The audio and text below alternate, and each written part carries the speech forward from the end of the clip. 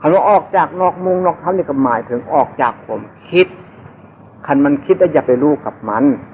ให้ตัดความคิดนั้นทิ้งคำว่าคอยเบื้องความคิดนี้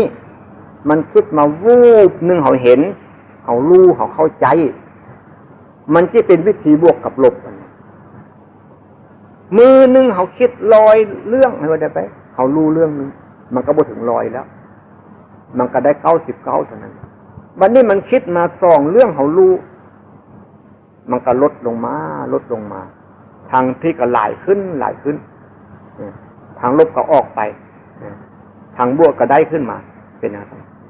ฉะนั้นต่อมาเรื่องนี้นะ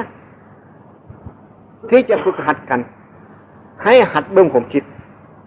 หัดเบื้องผมคิดพอดีมันคิดปุ๊บทันประมาณเท่าใดแล้วที่ผู้ที่เป็นอาจารย์สอนข้าเจ้า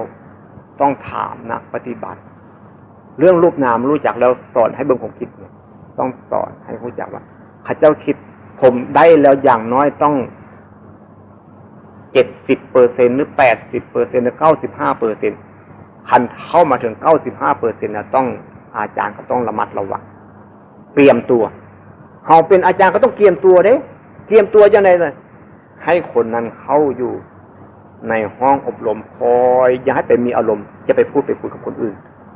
ให้คนนั้นน่ะคอยต้องปฏิบัติจริงๆนะก็คอยไปซีเนี่ยคนคันบ่ซีเนี่ยมันบ่ฮู้จักแน่เฮาบ่สิเป็นพระพุทธเจ้าของเฮามันเป็นปุถุชนนี่คอยฟังเพิ่นซีแล้วมันจะเห็นไปตามแนวของครูบาอาจารย์เป็นอย่างนั้น